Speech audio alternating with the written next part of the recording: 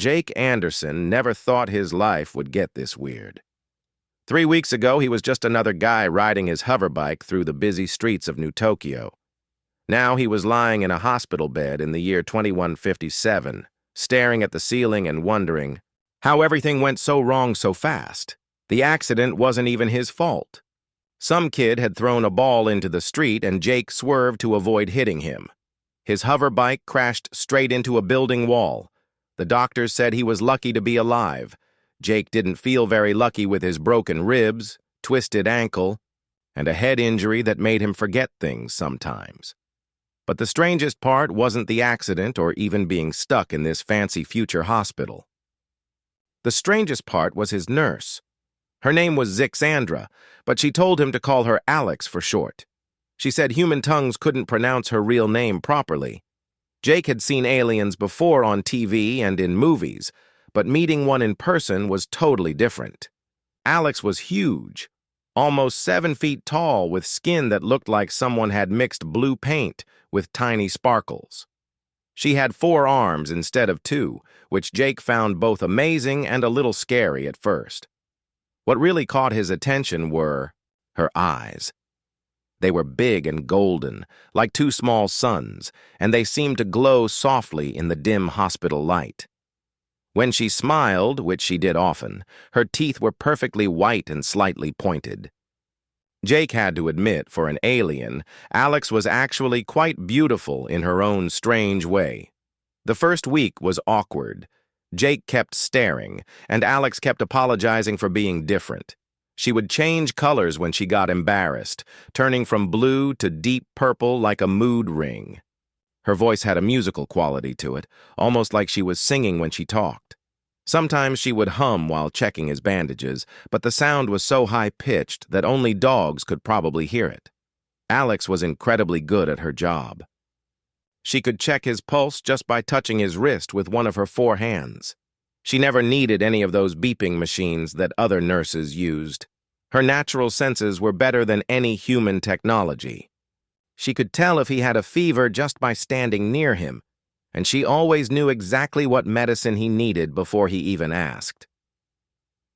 The second week got better. Jake started looking forward to Alex's visits.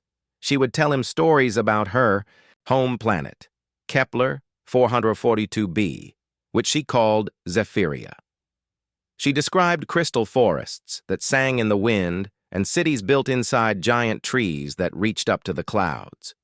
Her people, the Zephyrians, could photosynthesize like plants, which meant they got energy directly from sunlight. That explained why Alex always positioned herself near the window during their conversations. Alex was curious about Earth and human culture. She asked endless questions about movies, music, and food. Jake found himself laughing more than he had in years as he tried to explain why humans liked pizza or why they kept pets. Alex was particularly confused about cats, which apparently didn't exist on her planet. "So you keep these small predators in your homes?" she would ask, tilting her head in that adorable way that made Jake smile. "They're not really predators," Jake would explain. "They're more like furry roommates who ignore you most of the time." Alex would make that chirping sound she did when she found something funny, and her skin would shift to a lighter, happier shade of blue. By the 3rd week, Jake realized he actually enjoyed being in the hospital. Alex had become more than just his nurse. She felt like a friend. She was smart, funny, and genuinely cared about his recovery. She would bring him books from the hospital library, all carefully selected based on conversations they'd had about his interests. She remembered everything: his favorite color, the fact that he missed his old dog, his worry about returning to work. The other hospital staff seemed to like Alex too. Jake often saw her helping other patients, always with the same gentle patience. She showed him. The human nurses would ask her questions about alien biology, and Alex would patiently explain the differences between species. She was like a walking encyclopedia, but one that actually cared about teaching people. Jake noticed that Alex had some interesting habits. She would arrange his medicine in perfect geometric patterns before giving them to him. She always made Sure, his water glass was exactly half full, never more or less. When she cleaned his room, she would organize everything by color and size. Jake figured these were just cultural differences from her planet. What he didn't know was that Alex had been specially trained to work with human patients. She had studied Earth culture for 2 years before taking this job. She knew about human emotions, human biology, and human customs. What she didn't know was that her own biology was about to cause some serious problems. On Tuesday morning of Jake's 4th week in the hospital, something changed. Alex arrived for her morning shift, acting different. Instead of her usual calm, professional demeanor, she seemed restless. She kept fidgeting with her 4 hands, unable to keep them still. Her skin kept shifting colors rapidly, from blue to purple to green and back again, like a broken rainbow. "Are you feeling okay, Alex?" Jake asked, genuinely concerned. In all the time he'd known her, she had never acted like this. Alex paused in her fidgeting and looked at him with those golden eyes. For just a moment, they seemed to glow brighter than usual. "I am experiencing some unexpected biological responses," she said carefully, her musical voice hitting slightly different notes than usual. "It is nothing to concern yourself with, Jake Anderson." But Jake was concerned. Alex had started making soft, chirping noises under her breath, sounds he had never heard from her before. When she checked his vital signs, her touch lingered longer than necessary, and her skin would shift to a warm, golden color wherever she touched him. The strangest thing was how she kept staring at him. Not in her usual professional way, but with an intensity that made Jake feel like he was the most interesting thing in the entire galaxy. It was flattering, but also a little unsettling. As the day went on, Alex's behavior became even more unusual. She brought Jake an elaborate fruit arrangement for lunch, not just regular fruit, but exotic specimens from different planets arranged in complex, swirling patterns that were almost hypnotic to look at. When Jake complimented the arrangement, Alex's skin turned that golden color again, and she made more of those chirping sounds. "This is traditional Zephyrian presentation," she explained, but her voice sounded different somehow, more melodic and urgent. "I thought you might appreciate the aesthetic value." Jake did appreciate it, but he couldn't shake the feeling that something important was happening that he didn't understand. Alex kept finding excuses to stay in his room longer than necessary. She would adjust his pillows multiple times, check his temperature repeatedly, and organize his bedside table over and over again. By evening, Jake was completely confused. Alex had started referring to him as cherished patient Jake, instead of just Jake or Mr. Anderson. She had also begun what looked like interpretive dancing while she worked, moving her 4 arms in flowing, graceful patterns that were beautiful but definitely not standard nursing procedures. When Dr. Rodriguez stopped by for evening rounds, Jake decided to ask about Alex's strange behavior. But before he could say anything, the doctor took one look at Alex and immediately paled. "Alex," Dr. Rodriguez said carefully, "could I speak with you outside for a moment?" Alex's skin immediately shifted to deep purple, her embarrassed color, and she followed the doctor out of the room. Through the thin hospital walls, Jake could hear them having an urgent conversation, in voices too low to understand. When Alex returned 20 minutes later, she looked even more flustered than before. Her skin was cycling through colors so quickly, it was making Jake dizzy to watch. "Jake," she said, and her voice was shaking slightly, "I need to inform you of a situation that has developed.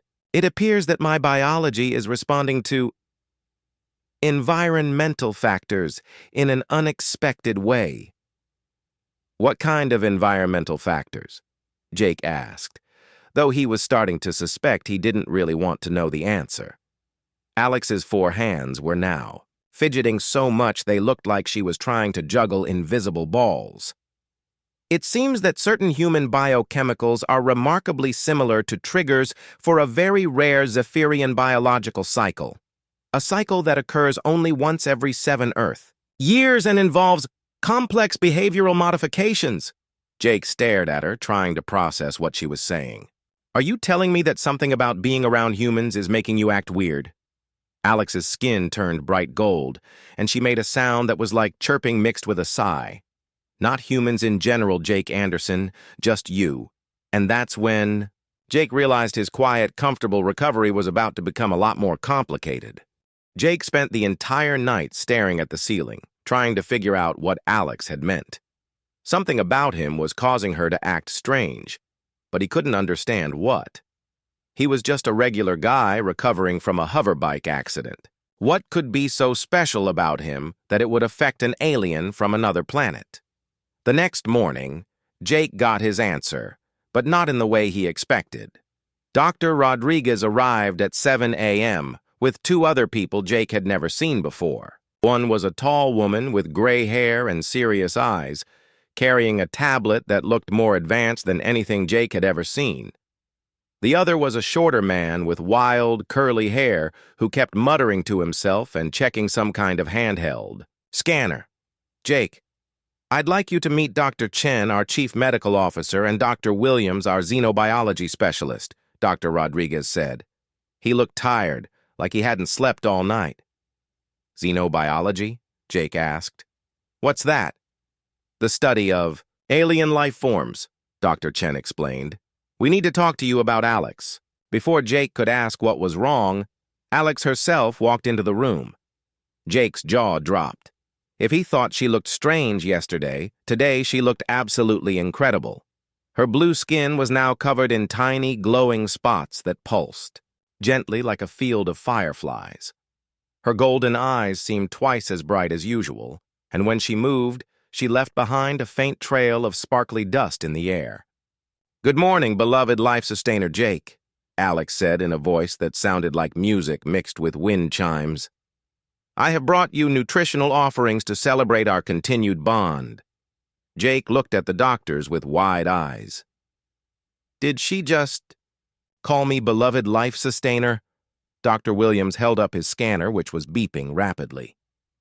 The pheromone levels are off the charts, he whispered to Dr. Chen. We need to evacuate the other patients on this floor immediately. What pheromones? Jake asked. But before anyone could answer, Alex began what could only be described as the most elaborate breakfast presentation Jake had ever seen. She had somehow acquired fruits from at least 6 different planets, all arranged in a pattern that looked like a giant flower. But that wasn't the strange part. The strange part was that the fruits were floating. Actually floating in mid-air, held in place by some kind of energy field that Alex was generating with her 4 hands. In Zephyrian culture, Alex announced, her voice now echoing slightly, the presentation of suspended nutrition represents the elevation of the beloved above all earthly concerns. Jake watched in amazement as Alex began to dance around the floating fruit arrangement. Her movements were graceful and hypnotic, and with each gesture, more sparkly dust filled the air. The dust seemed to have a mind of its own, swirling around the room in patterns that made Jake feel peaceful and happy. That's when the real problem started. From somewhere down the hall came the sound of shouting. Then more shouting. Then what sounded like a fight.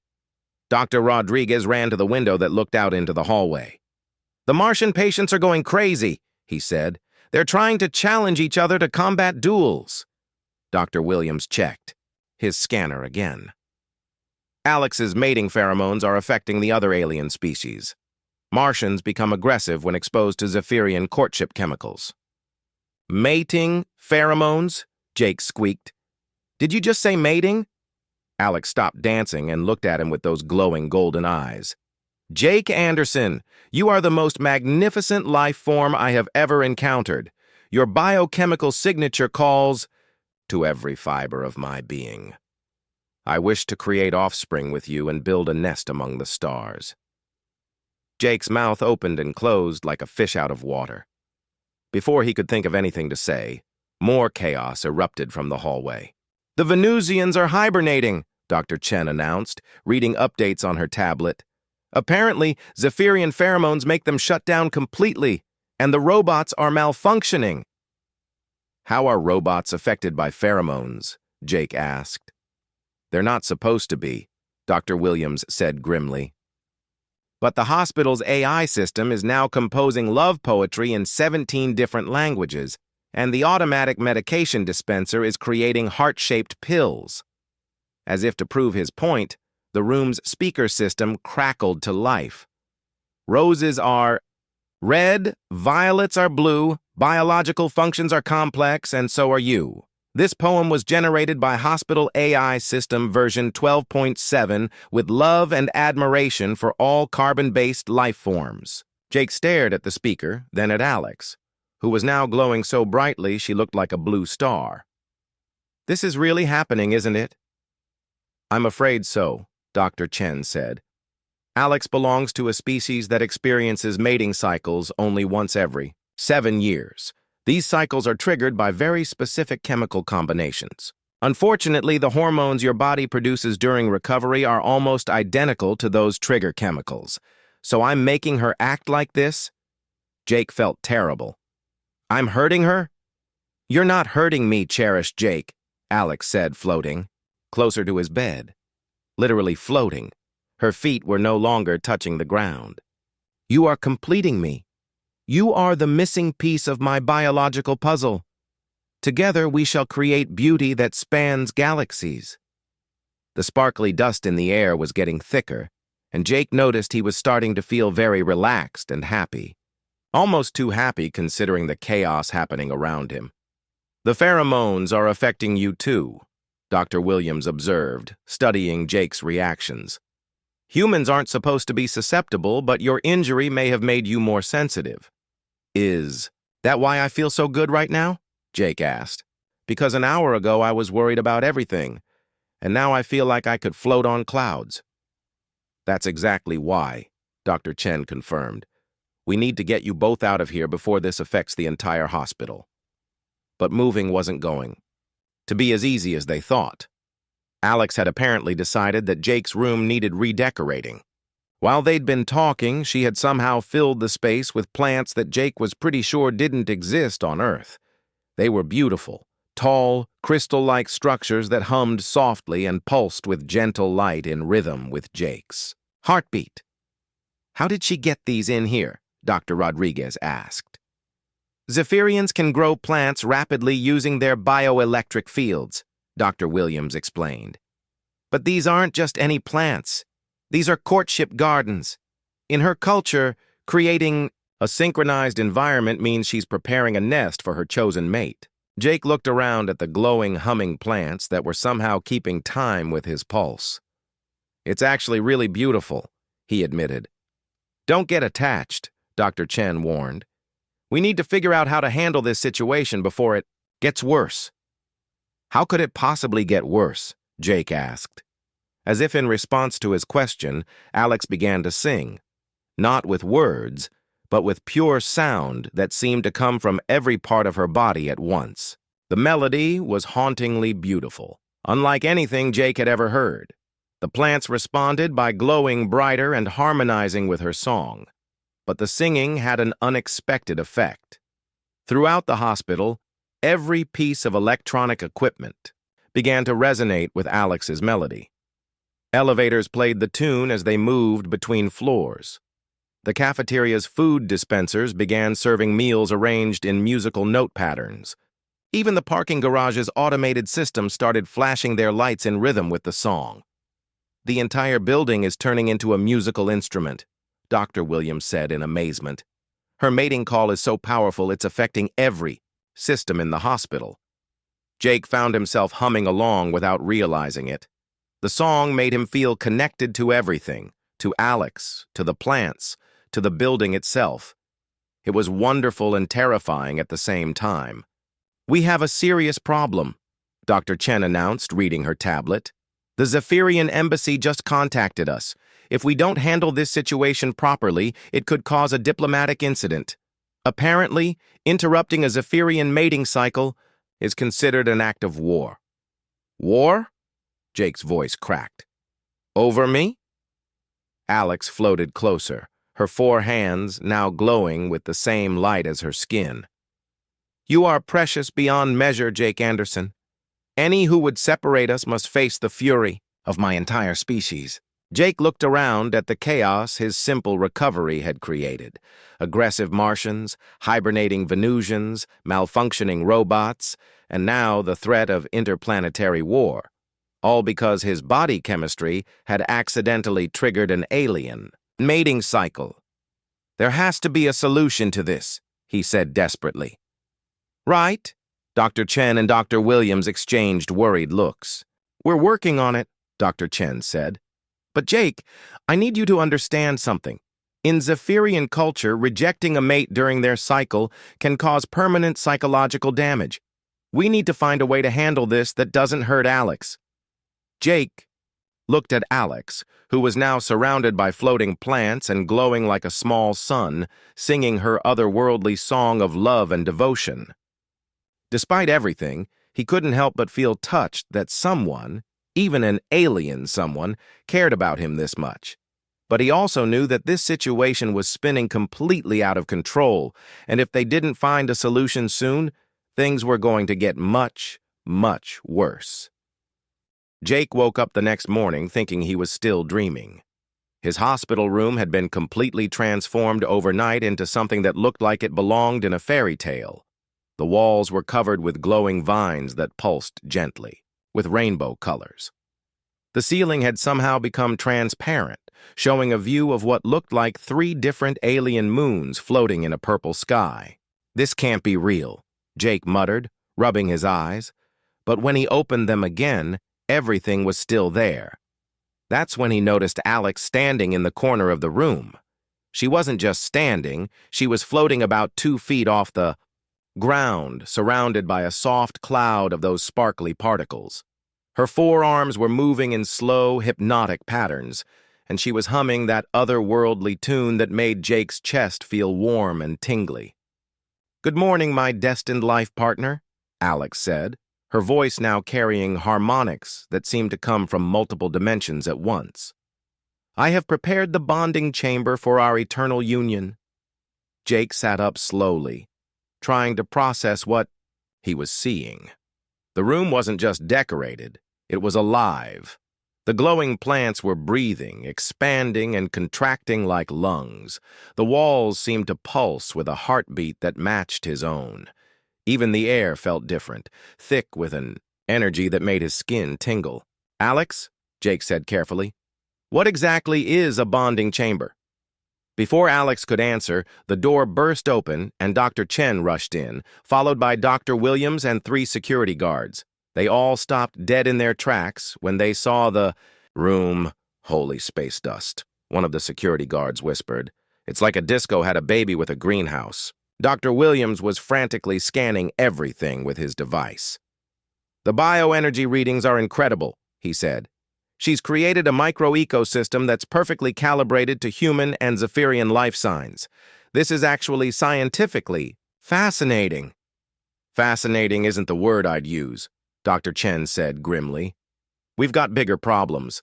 The hospital board is demanding answers.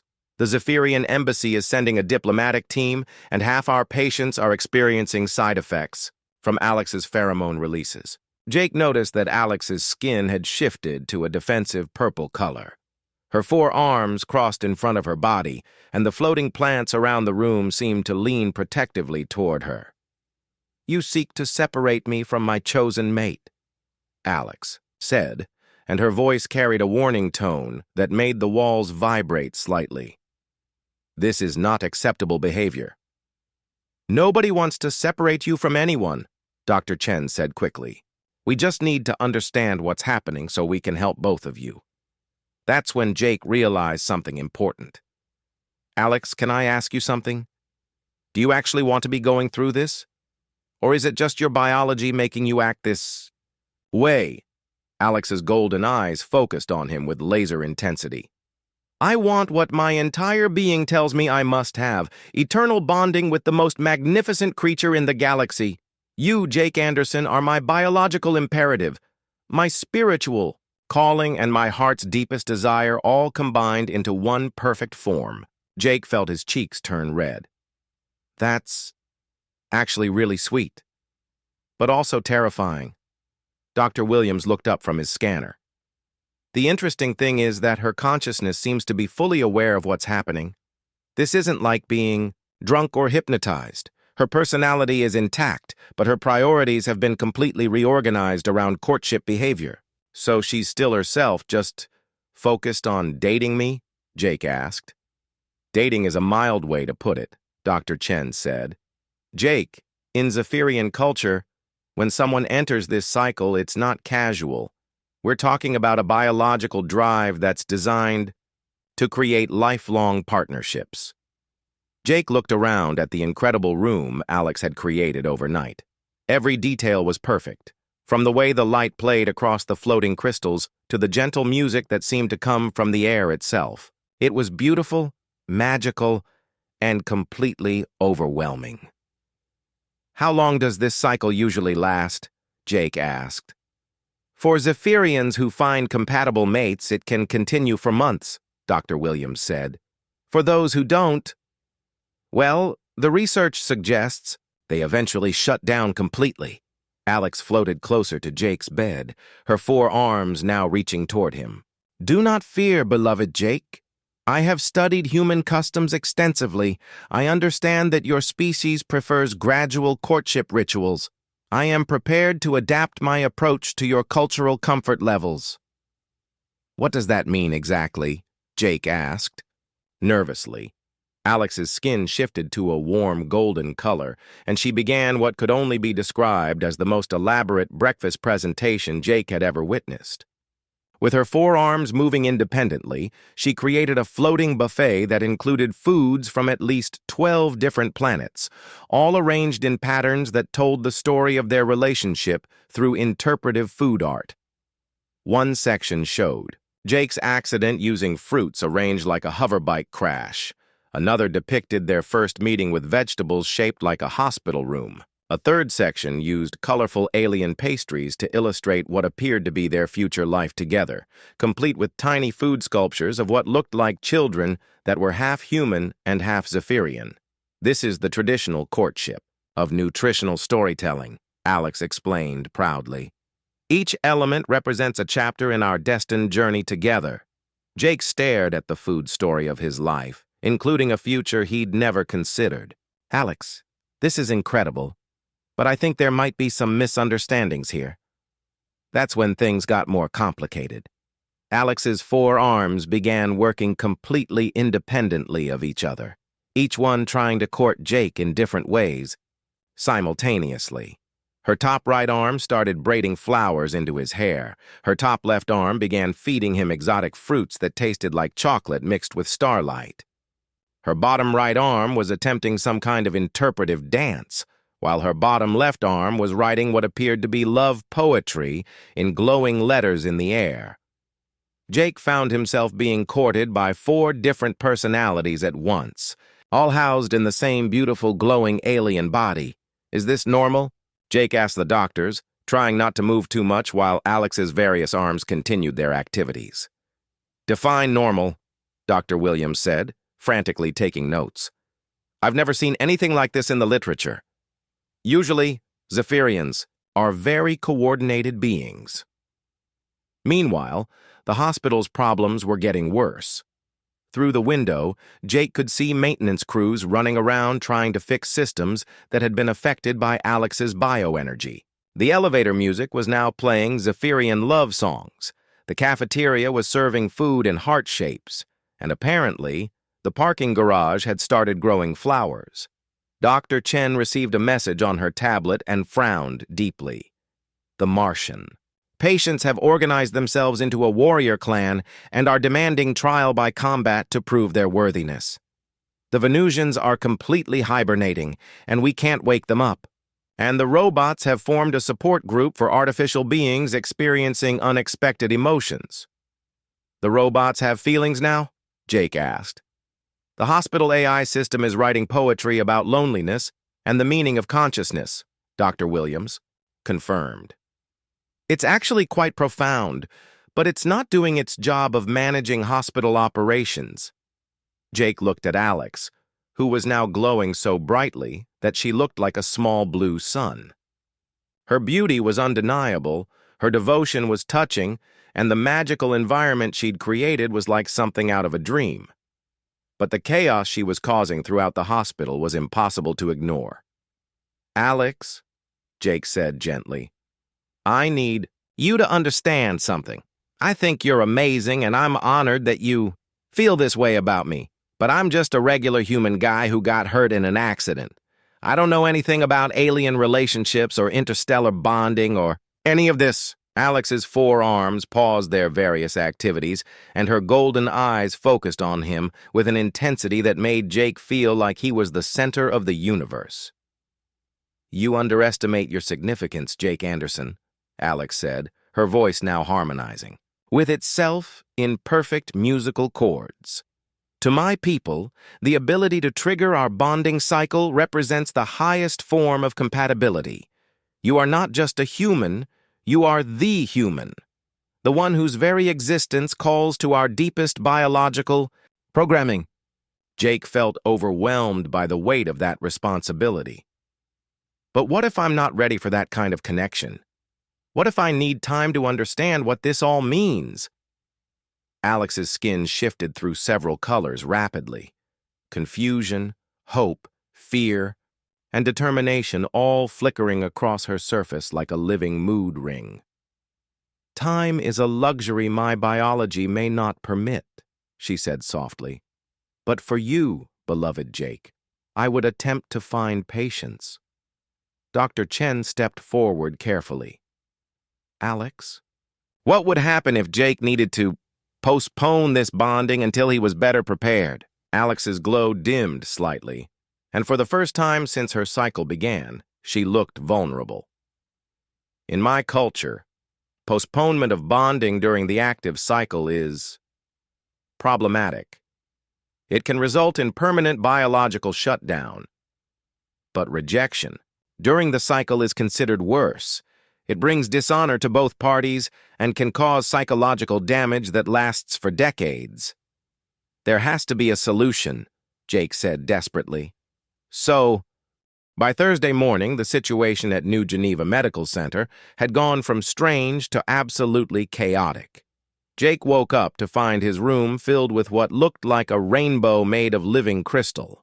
Alex had somehow created floating geometric shapes that sang in harmony while changing colors based on his mood. When he felt confused, they turned blue.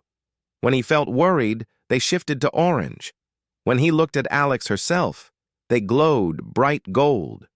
Good morning, my eternal starlight. Alex greeted him, floating near the ceiling like a blue angel. She had apparently learned to levitate while sleeping, and now drifted around the room, leaving trails of sparkly dust that formed heart shapes in the air. Alex, we really need to talk, Jake said. But before he could continue, the door opened, and what looked like half the hospital staff walked in. Dr. Chen led the group, followed by Dr. Williams, Dr. Rodriguez, 3 security guards, 2 technicians Jake didn't recognize, and a woman in a military uniform who looked very serious. Behind them came a tall, thin man in expensive clothes who was frantically typing on a device that projected holographic legal documents into the air. Jake, we need to hold an emergency meeting, Dr. Chen announced.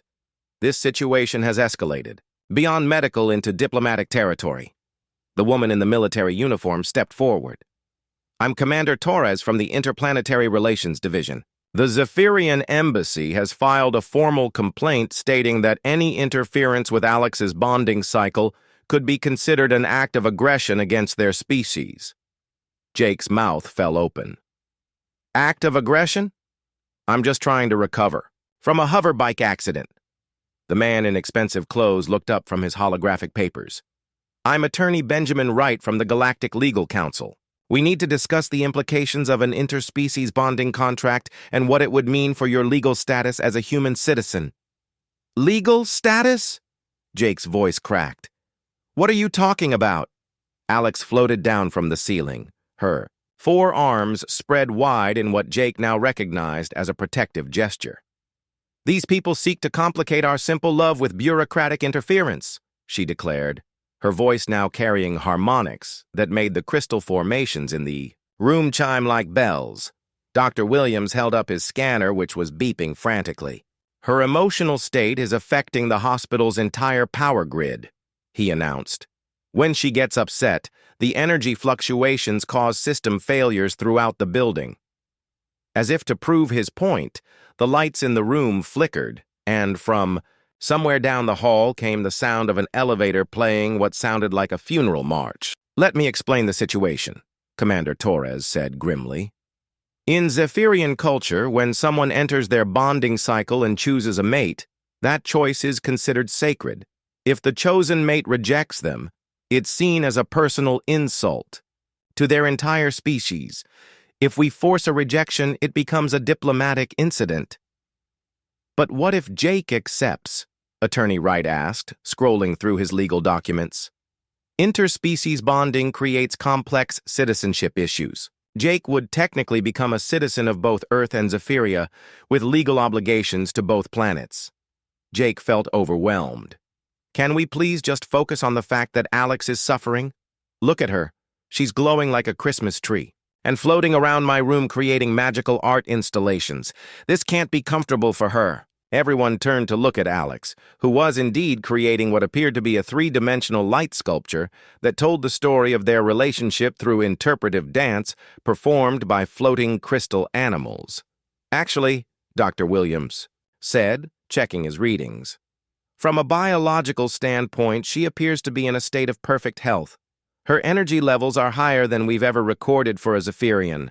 The bonding cycle, when it finds a compatible target, actually enhances their physical capabilities." "So she's not in pain?" Jake asked. "Quite the opposite," Dr. Rodriguez explained. "She's experiencing what humans might call extreme euphoria. The problem is that the cycle needs to reach a conclusion, or it will continue to intensify." Alex drifted closer to Jake's bed, her golden eyes now literally glowing like small suns. "I am experiencing the most wonderful sensations of my existence," she confirmed. "Every moment in your presence fills me with joy that my people's language has no words to describe." Jake felt his heart sink. How could he explain to someone who was experiencing pure happiness that their situation was impossible? That's when Dr. Chen had an idea. "Jake, what if I told you there might be a way to help Alex without requiring you to commit to an interspecies marriage?" "I'm listening," Jake said hopefully. "Dr. Williams has been researching Zephyrian cultural practices," Dr. Chen explained. "There's something called the ritual of respectful declination. It's a ceremony that allows someone to honor their suitor while explaining that they're not ready for bonding." Alex's glow dimmed slightly. "The ritual of respectful declination is theoretically possible," she said slowly, "but it requires specific conditions to be valid." "What kind of conditions?" Jake asked. Dr. Williams consulted his research notes. "The declining party must demonstrate genuine understanding of Zephyrian culture, perform the traditional dance of honored friendship, and offer a gift that shows respect for the bond that was offered." "A dance?" Jake looked down at his injured leg. "I can barely walk to the bathroom without help." "That's not the biggest problem," Alex said softly. Her forearms had stopped their constant movement, and for the first time in days, she looked like the calm, professional nurse Jake had first met. "The ritual of respectful declination can only be performed if the declining party can prove they have another calling that prevents them from accepting the bond." "Another calling?" Jake asked. "A life purpose that's considered equally important to bonding," Dr. Williams explained. "In Zephyrian culture, the only things considered more important than mating are artistic creation, scientific discovery, or spiritual dedication." Jake thought about his life before the accident. He had worked at a delivery company, lived in a small apartment, and spent his free time watching movies and playing video games. He wasn't an artist, scientist, or spiritual leader. He was just a regular guy. "I don't have a calling like that," Jake admitted. Alex's skin shifted to a sad blue color. "Then the ritual cannot be performed, and we return to the original situation." That's when Attorney Wright spoke up. "Actually, there might be another option. Jake, what if you were to become a cultural ambassador between humans and Zephyrians? That would qualify as a calling dedicated to interspecies understanding." Commander Torres nodded thoughtfully. "The Interplanetary Relations Division has been looking for someone with first-hand experience in human-Zephyrian interactions. This situation, bizarre as it is, has actually provided valuable insights into both species biology and psychology." Jake looked around at all the serious faces staring at him. "You want me to become some kind of alien diplomat?" "Not exactly a diplomat," Dr. Chen explained. "More like a cultural consultant. Someone who can help prevent situations like this from happening again and help both species understand each other better." Alex floated closer, her expression hopeful. "Such a calling would be considered honorable by my people. To dedicate one's life to building bridges between worlds is seen as one of the highest pursuits." Jake felt a spark of interest. After spending weeks talking with Alex about the differences between their cultures, he had found those conversations fascinating. The idea of helping other humans and aliens understand each other better actually appealed to him. "But would that really work?" Jake asked. "Would Alex's biology accept that as a valid reason for me to decline her bonding proposal?" Dr. Williams checked his cultural database. "According to the research, yes. If you can demonstrate a genuine commitment to this calling, and if Alex acknowledges it as worthy, the ritual of respectful declination becomes possible." Alex's forearms began moving in slow, thoughtful patterns. "Jake Anderson, if you were to dedicate your life to helping my people and yours understand each other, I would consider that a noble calling. It would allow me to honor your choice while maintaining my own dignity." Jake felt hope for the first time in days. "And this ritual would end your bonding cycle? It would redirect my biological programming toward respect and friendship instead of romantic bonding," Alex explained. "I would still care for you deeply, but as an honored friend rather than a potential mate."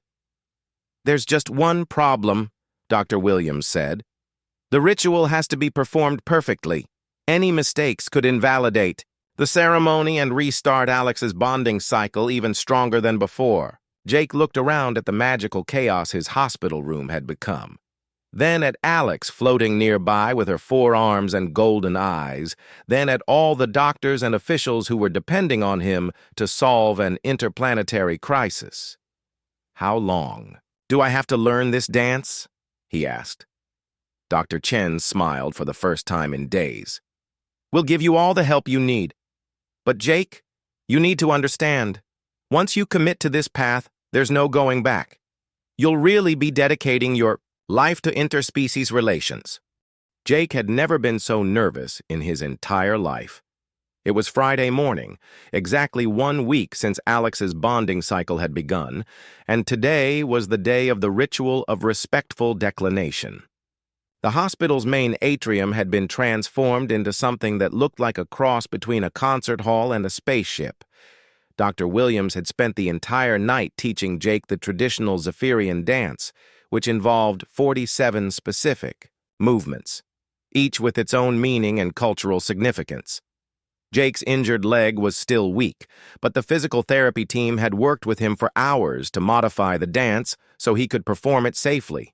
"Remember," Dr. Williams said for the 100th time, "the third sequence represents the acknowledgement of worthiness, so you need to keep your arms elevated while turning counterclockwise.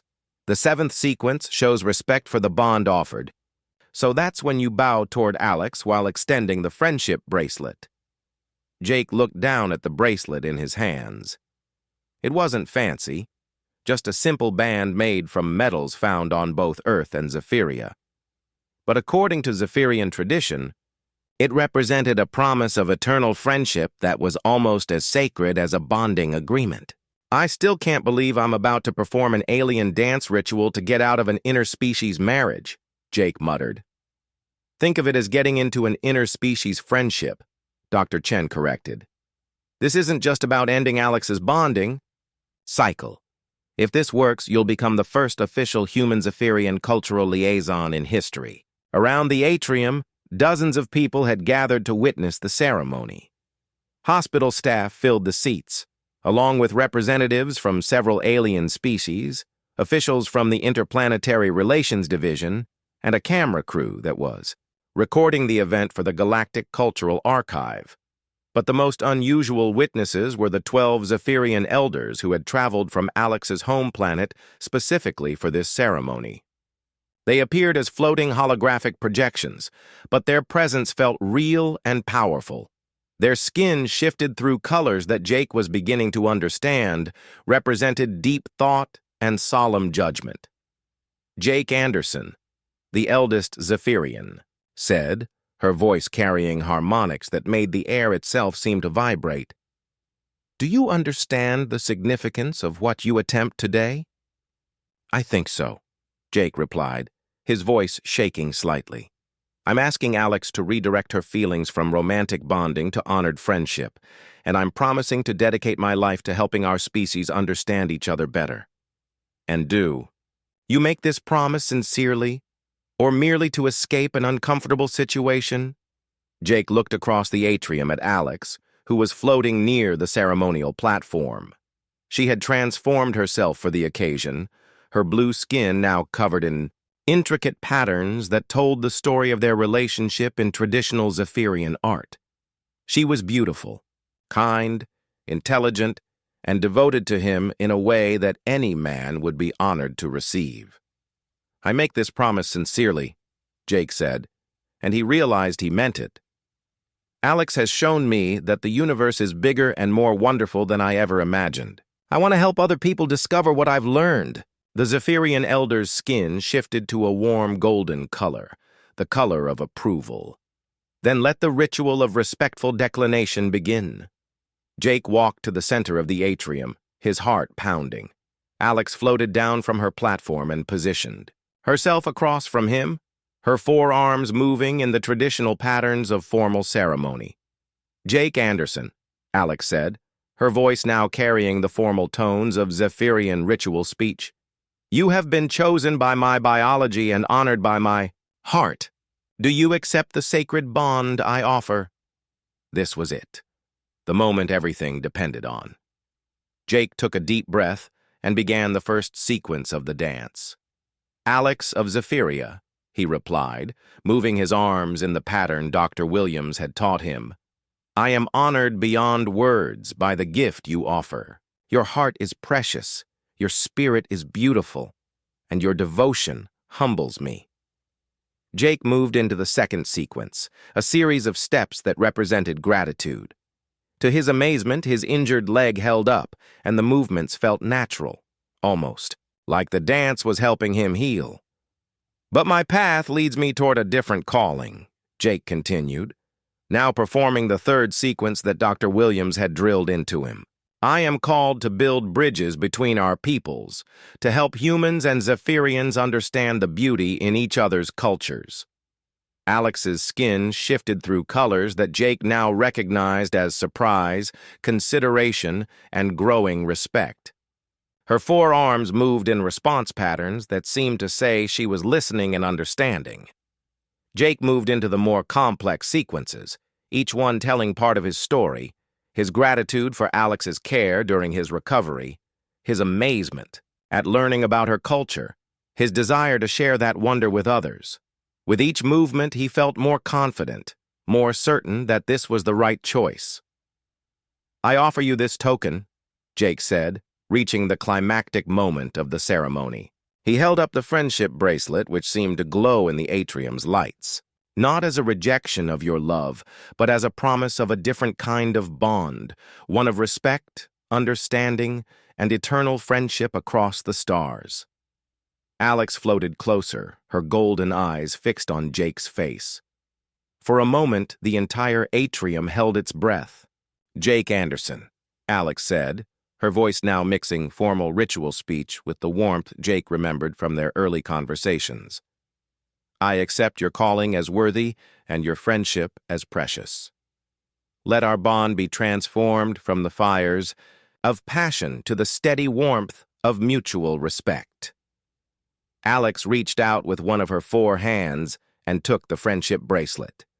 As soon as it touched her skin, something remarkable happened. The wild, chaotic energy that had surrounded her for the past week began to shift and settle. Her glow became softer, more controlled.